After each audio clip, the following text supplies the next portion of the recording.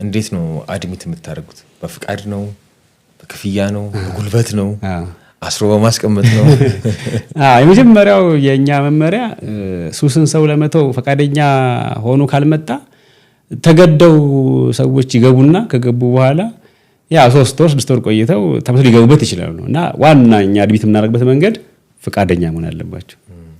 ፈቃደኛ ሰው ከሆነ በቃ ተቸግሩ ሰዎች አሉ እየደወሉ የሚያለቅሱ በቃ ባካችሁ እኔ መዳን ፈልጋለሁ የሚሉ ሰዎች በቃ እኔ ልሞት ነው ባካችሁ እርዱኝ ሰዎች በጣም ሰዎች አሉ። እና እነኛ ሰዎች ወደ ማዕከሉ ገብተው ከዛ አገግመው ሲወጡ በጣም ኢፌክቲቭ ነው የሚሆኑት። ተገደው የሚገቡ አልፎ አልፎ ይኖሩ ይችላሉ። ከገቡ በኋላ ግን ምንድነው የምናደርገው? ያ ዌልካም እንላቸዋለን።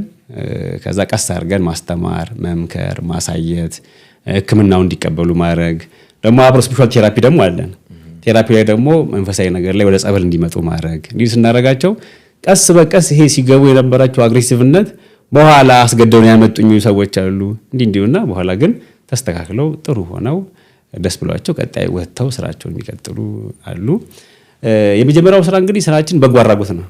የበጎ አድራጎት ስራ ስለሆነ ገንዘብን እንደዚህ ሰው ከፍሎ እንዲገባ አይደለም የምናደርገው። ምናልባት እንደ ኦፕሽን ያለን ሰልፍ ስፖንሰር ያለን ሰዎች አሉ።